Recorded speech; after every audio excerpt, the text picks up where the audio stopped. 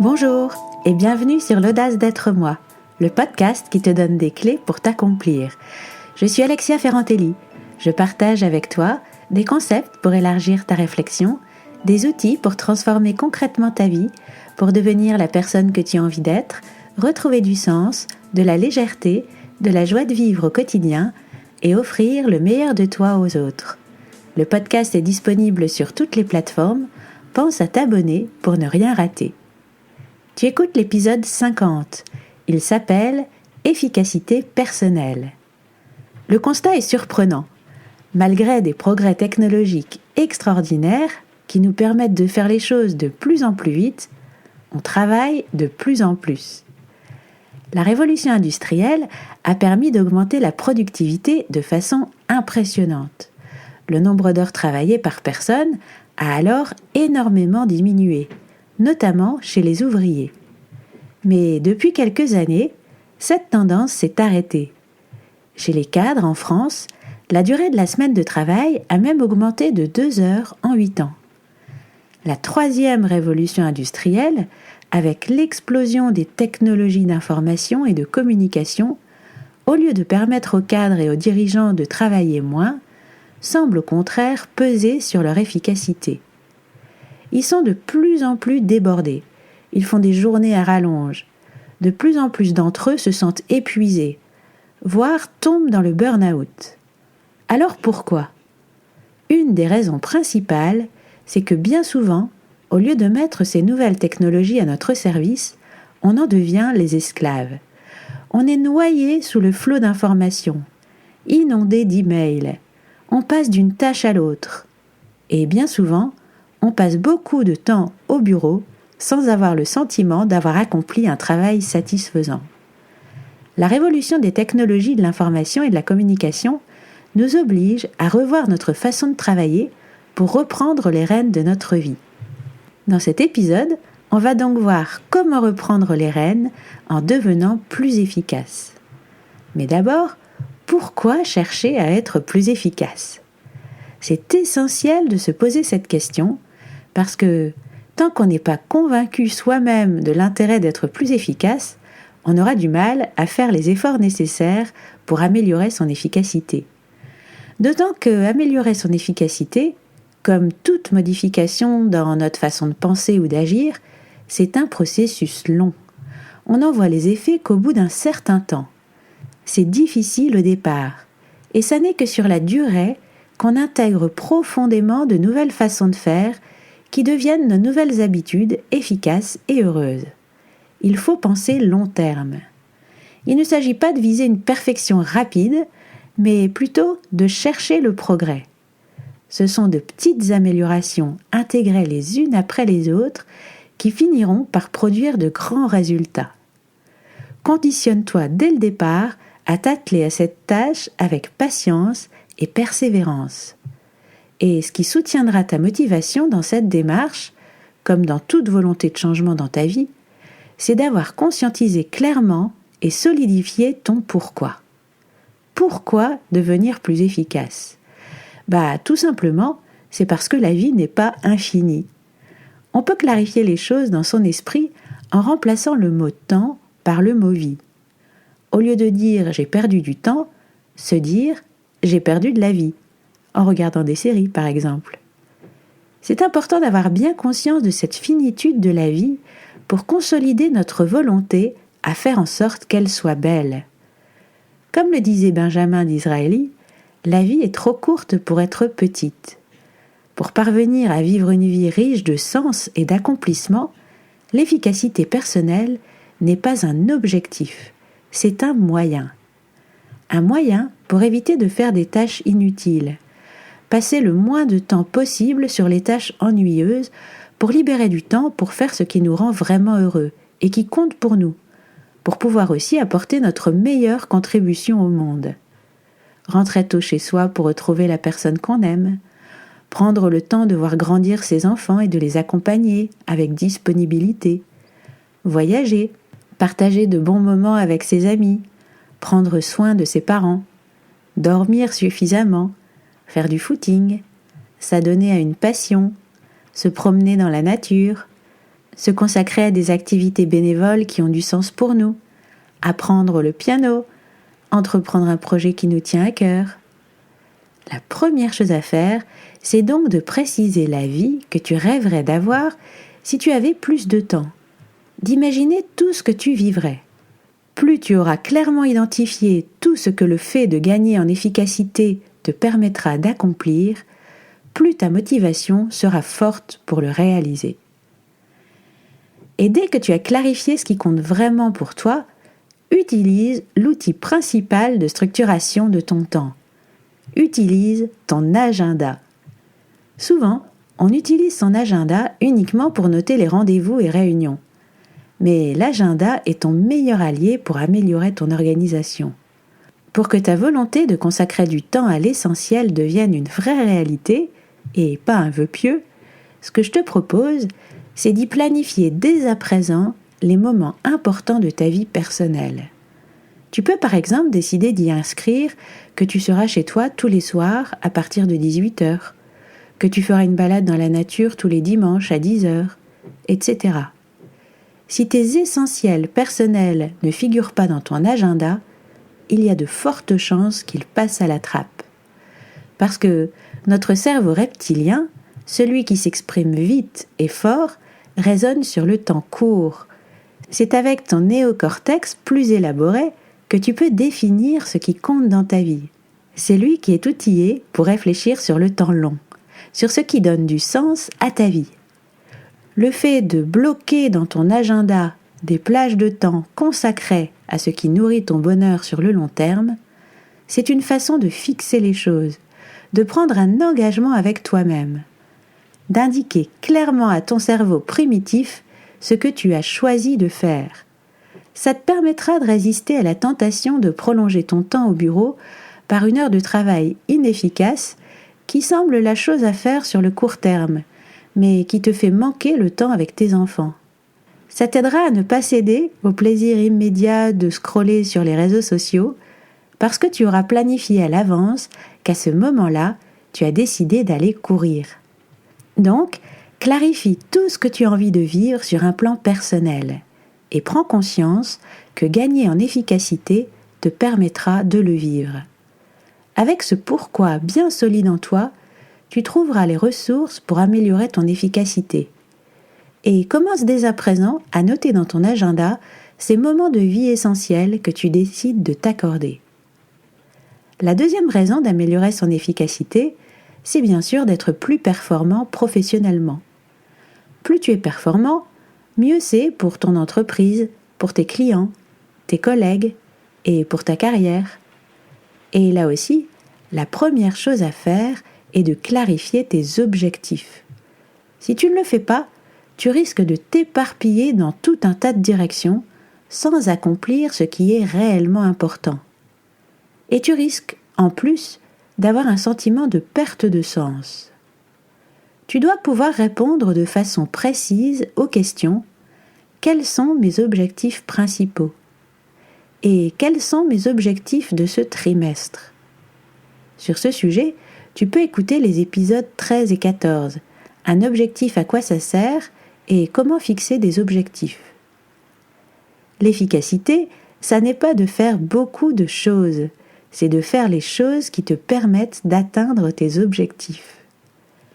Quand tu as clarifié tes objectifs professionnels, trouve le moyen que cela ait du sens pour toi, pour que ça te dynamise et que tu aies du plaisir à le faire. En quoi atteindre ces objectifs sera-t-il utile ? Qu'est-ce que ça va apporter aux autres ? Comment peux-tu le faire dans l'énergie de l'amour ? À ce propos, tu peux écouter l'épisode 5, Aimer, et 30, Choisir d'aimer. Plus tu auras fait tien tes objectifs, en les associant à ce qui a du sens pour toi, plus tes ressources se mobiliseront avec facilité pour te rapprocher de tes objectifs. Autre avantage de clarifier tes objectifs, si tes objectifs sont très clairs, ça te permettra de savoir dire non. On est sans arrêt soumis à tout un tas de demandes, de nos clients, de nos collègues, de nos collaborateurs, de notre chef. Notre boîte mail notamment est comme une immense to-do list sur laquelle chacun peut ajouter une tâche quand il le veut. La première chose à faire, quand on reçoit une demande, est d'évaluer s'il est judicieux ou non d'y répondre. Si ton cap est très bien défini, tu auras beaucoup plus de facilité à trancher. Savoir dire non est une capacité essentielle à acquérir pour reprendre le contrôle de ton emploi du temps et gagner en efficacité. Souvent, on n'ose pas dire non de peur de décevoir notre interlocuteur. Mais si tu dis oui, alors que tu n'es pas la bonne personne pour le faire, que ça ne va pas dans le sens de tes objectifs, que tu n'es pas motivé, tu risques au final de décevoir ton interlocuteur bien plus encore. Et tu n'auras plus le temps pour accomplir ce qui compte réellement pour atteindre tes objectifs. Prends le temps de dire non avec politesse, en expliquant pourquoi tu dis non, en étant très clair sur le fait que c'est un non, et en proposant, si tu le peux, une solution alternative. Par exemple, « Merci de m'avoir convié à cette réunion, j'y aurais assisté avec plaisir, mais je consacre mon temps à tel projet en ce moment. Si tu as besoin que je te transmette des infos sur le sujet de la réunion, on peut se voir à 5 minutes si tu le souhaites. » Donc, pour améliorer ton efficacité, clarifie tes objectifs et n'hésite pas à dire non. Toutes les tâches qui te restent, qui sont alignées avec ton objectif, note-les dès que tu en as connaissance dans une to-do list. Pourquoi ? Eh bien, parce qu'une étude a montré que les tâches non achevées prennent beaucoup de place dans notre cerveau. C'est ce qu'on appelle l'effet Zeigarnik.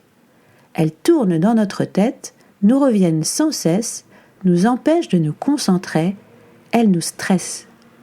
Notre cerveau nous les représente sans cesse de peur qu'on les oublie. Une fois qu'on les a notées quelque part, on retrouve une clarté d'esprit. Que faire ensuite avec cette liste de tâches ? D'abord, appliquer la règle des 2 minutes de David Allen, l'auteur du best-seller Getting Things Done. Le principe, c'est que quand tu regardes ta to-do list, si une tâche te prend moins de 2 minutes, tu la fais immédiatement. Ça évite d'avoir une liste de tâches à rallonge et ça libère automatiquement ton esprit. Ça te donne la petite satisfaction de rayer une tâche dans ta liste, d'avoir accompli une chose. Ça libère une petite dose de dopamine, toujours très agréable à ressentir. Deuxième chose à faire quand tu consultes ta liste de tâches, si tu es manager ou dirigeant, c'est de te poser la question « Qu'est-ce que je peux déléguer ?» Ça doit être une obsession. Tu dois déléguer tout ce qui peut l'être à tes collaborateurs ou à des sous-traitants pour te consacrer à ce qui fait vraiment ta valeur ajoutée et le faire bien. Et il est plus judicieux de commencer par déléguer les tâches qui sont à déléguer que de te mettre à réaliser tes propres tâches. Parce que, une fois que la tâche déléguée est lancée, tu n'as plus qu'à attendre qu'elle soit réalisée. Et tu peux te consacrer à tes propres tâches en parallèle. Si tu tardes à déléguer ce qui peut l'être, tu laisses moins de temps à la personne à qui tu délègues d'accomplir ce qu'elle a à faire. Et tu devras peut-être attendre qu'elle ait terminé pour poursuivre ton action. La troisième chose à faire avec ta liste de tâches, c'est de prioriser. Pour illustrer ça, je vais reprendre la métaphore de Stephen Covey, l'auteur du best-seller « Les 7 habitudes de ceux qui réalisent tout ce qu'ils entreprennent ». Imagine une jarre vide et 3 tas à ta disposition.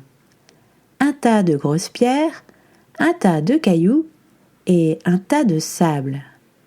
Si ta mission est de mettre le maximum de choses à l'intérieur de la jarre, dans quel ordre vas-tu les mettre ? Tu peux mettre d'abord le sable, puis les cailloux, puis les grosses pierres. Mais si tu fais ça, tu n'auras plus de place pour mettre les grosses pierres. Par contre, si tu mets d'abord les grosses pierres, puis les cailloux, puis le sable, ce sera beaucoup plus facile. Le sable glissera entre les interstices. Cette métaphore illustre ce qui se passe dans notre journée. Les pierres représentent les tâches les plus importantes, les cailloux, les tâches moins importantes, et le sable, les tâches sans importance. Si on commence notre journée par faire des tâches sans importance, on aura beaucoup de mal à accomplir les grandes tâches. Le conseil, c'est d'appliquer la règle des 3 tâches. La première chose à faire avant de commencer ta journée, ça n'est certainement pas de consulter tes mails qui risquent de prendre le contrôle de ta journée et de te faire passer à côté de ce qui compte vraiment. C'est d'identifier les 3 tâches importantes à réaliser dans la journée. Tu peux même le faire la veille pour encore plus de tranquillité d'esprit. Quelles sont les 3 tâches que je dois réaliser pour être content de mon travail à la fin de la journée? Et tu commences ta journée par la plus complexe de ces 3 tâches, car le matin est généralement le moment où on a le plus d'énergie, où on aura le plus de capacité à réaliser des choses difficiles. Et tu fixes dans ta journée 2-3 autres plages de temps de rendez-vous avec toi-même, pour te consacrer à tes autres tâches importantes. Là aussi, on n'a pas souvent l'habitude de noter dans son agenda de rendez-vous avec nous-mêmes. On se dit qu'on le fera entre 2 réunions, entre 2 rendez-vous, quand on aura le temps. Mais en fait, si on ne bloque pas chaque jour 2-3 créneaux de temps pour se concentrer seul sur nos tâches importantes, elles deviennent la dernière roue du carrosse. Bloquer ces créneaux, ça permet de résister à l'avalanche de sollicitations dont on a parlé au début de l'épisode. C'est tout à fait indispensable pour être efficace. Et sur ces créneaux, si possible, coupe toutes tes notifications. Décroche ton téléphone de bureau. Ferme ton portable. Ferme la porte de ton bureau et précise que tu ne dois pas être dérangé. Ça te permettra d'être totalement concentré sur ce que tu fais, ce qui te rendra infiniment plus efficace. Selon une étude, on estime qu'aujourd'hui, un employé de bureau ne travaille en moyenne que 11 minutes entre chaque interruption. Et pourtant, on peut mettre jusqu'à 20 minutes pour retrouver son niveau de concentration après avoir été interrompu. Et selon Glenn Wilson, professeur en psychologie, on peut perdre l'équivalent de 10 points de QI. Passer d'une tâche à l'autre est un des pires ennemis de l'efficacité. On a l'impression de travailler beaucoup, mais en réalité, on n'avance pas. Donc mets toutes les chances de ton côté en te rendant 100% disponible à ce que tu fais et en ne faisant qu'une chose à la fois. Avant d'attaquer une nouvelle tâche, prends 2 minutes pour respirer profondément et formuler une intention claire et ressentir l'énergie que ça libère dans ton corps. Par exemple, je vais écrire ce podcast en 2 heures avec facilité et en y prenant un plaisir énorme. De cette façon, tu indiques à ton cerveau ce que tu attends de lui. Tu te mobilises tout entier d'une certaine façon, de la façon qui te semble la plus pertinente pour ce moment à venir. Et quand la tâche est achevée, prends 2 minutes pour célébrer le fait d'avoir accompli cette tâche. Félicite-toi. Laisse s'amplifier l'émotion de satisfaction, de contentement, de fierté. Ressens-le dans ton corps. C'est une façon d'éduquer ton cerveau au fait que quand tu as accompli quelque chose, il y a du plaisir à la clé. Ces 2 minutes avant et après la tâche n'ont l'air de rien, mais ça fait toute la différence. C'est une façon de ne pas te laisser emporter par des fonctionnements automatiques qui peuvent générer du stress et de reprendre la main sur ton paysage mental pour nourrir des émotions agréables et constructives. Ne consulte pas tes mails plus de 2-3 fois par jour. Chaque fois que tu consultes tes mails, tu te déconcentres de ce que tu faisais et tu ouvres une tâche inachevée dans ton esprit qui va te polluer. Là aussi, définis 2-3 créneaux dans ta journée pour te consacrer au traitement de tes mails. Et quand tu le fais, tu ne fais que ça. Si c'est une information, tu archives. Si c'est une action à réaliser, tu la fais si elle prend moins de 2 minutes. Sinon, tu l'inscris dans ta to-do list. Je voulais revenir sur la métaphore de la jarre, des pierres, des cailloux et du sable. Je la trouve très parlante pour illustrer qu'il est essentiel de se consacrer, avant toute autre chose, aux actions les plus importantes.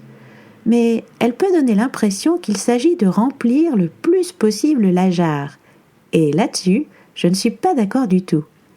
Il ne faut surtout pas remplir le plus possible notre emploi du temps.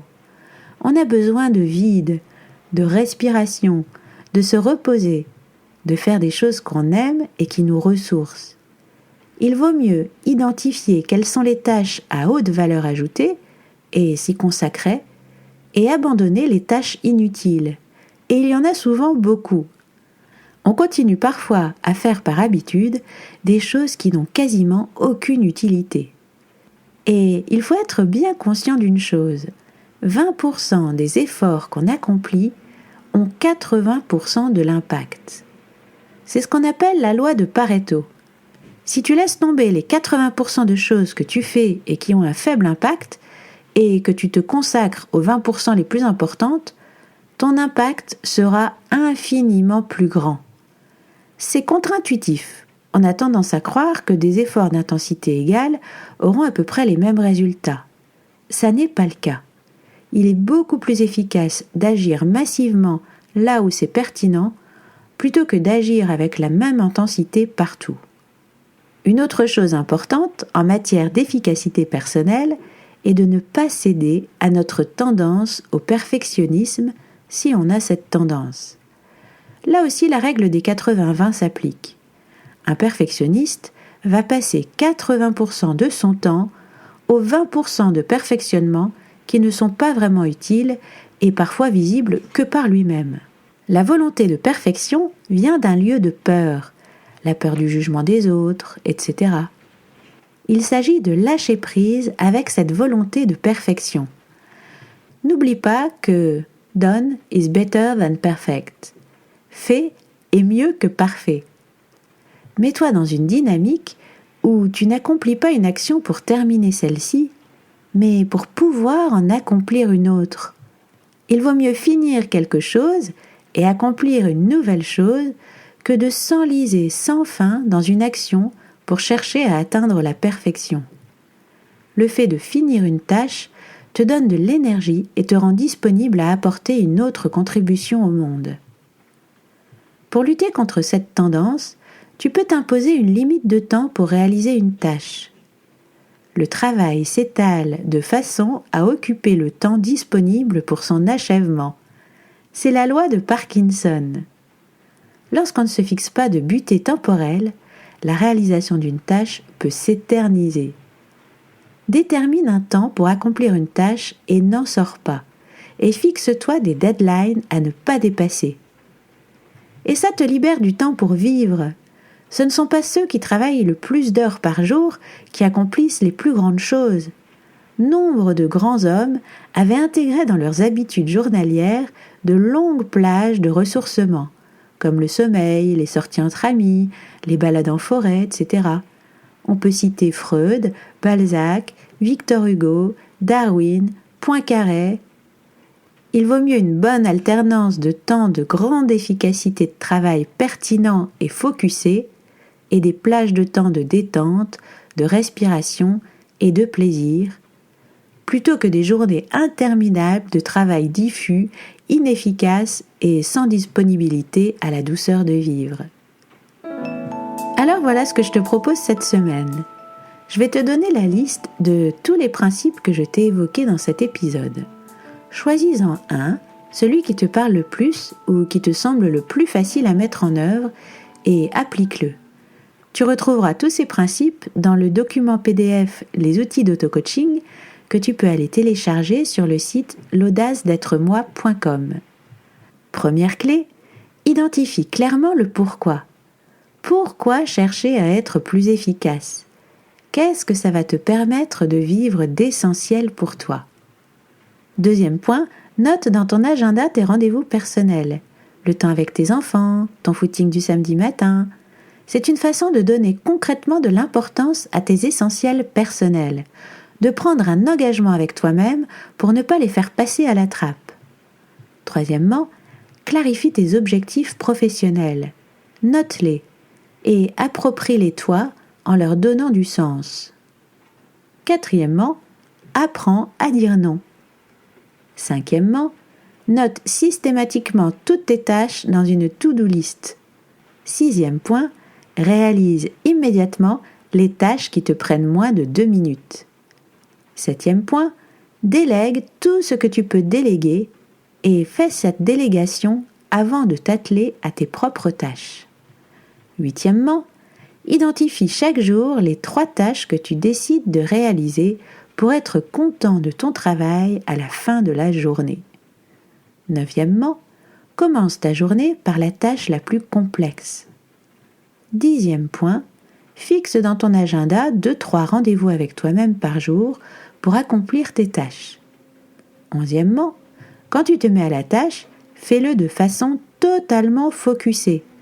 Pas de distraction, pas d'interruption et ne passe pas d'une tâche à l'autre. Prends le temps, avant de t'atteler à la tâche, de respirer 2 minutes en posant une intention claire et quand la tâche est achevée, prends 2 minutes pour le célébrer et t'en féliciter. 12e, ne consulte pas tes mails plus de 2-3 fois par jour et quand tu le fais, ne fais que ça. 13e point, concentre ton attention sur les 20% de choses qui ont le plus d'impact et laisse tomber les 80% qui n'en ont pas. 4e point, si tu es perfectionniste, n'oublie pas que done is better than perfect. Détermine un temps pour accomplir une tâche et n'en sors pas. Et fixe des deadlines à ne pas dépasser. 15e point, accorde du temps à la douceur de vivre. Voilà. N'oublie pas qu'il ne s'agit pas de viser la perfection à propos de ton efficacité personnelle, mais plutôt de décider de progresser sans cesse dans ce domaine. Introduis l'un de ces éléments et, une fois que tu as intégré cette habitude, intègre-en un autre, et ainsi de suite. Et peu à peu, tu verras les effets. Quand tu vois autour de toi des gens qui te semblent super efficaces, c'est pas parce qu'ils sont tombés dans la marmite de l'efficacité quand ils étaient petits. Ça ne s'est pas fait du jour au lendemain. C'est parce qu'ils ont décidé d'améliorer leur efficacité et qu'ils l'ont fait avec constance et sur la durée. Si tu veux améliorer ton efficacité pour reprendre ta vie en main et te consacrer à l'essentiel, sache que c'est un des éléments sur lesquels nous travaillons dans mon programme d'accompagnement. Si tu veux aller plus loin et avancer en confiance, plus rapidement et de façon structurée, engage-toi dans mon programme d'accompagnement. Si ça t'intéresse, envoie-moi un message à l'adresse alexia.ferrantelli@gmail.com. Ferrantelli, ça s'écrit F-E-2-R-A-N-T-E-2-L-I. Je me ferai un plaisir de t'en dire plus et d'avoir un premier échange avec toi. Je te laisse sur cette citation de Jean Bernard. Ajouter de la vie au jour lorsqu'on ne peut plus ajouter de jour à la vie. Tu retrouveras cet épisode sur le site l'audace-d'être-moi.com, tout collé sans apostrophe. Tu peux t'inscrire à la newsletter et recevoir en cadeau les outils d'auto-coaching. Si tu ne l'as pas encore fait, abonne-toi avec l'application de ton choix pour recevoir ton épisode gratuit chaque semaine. Si cet épisode t'a plu, pense à laisser un avis sur ton application de podcast. Ça te prendra 1 minute et ça m'aide énormément à me faire connaître. Et si tu penses que ça peut leur être utile, partage avec tes amis. À bientôt!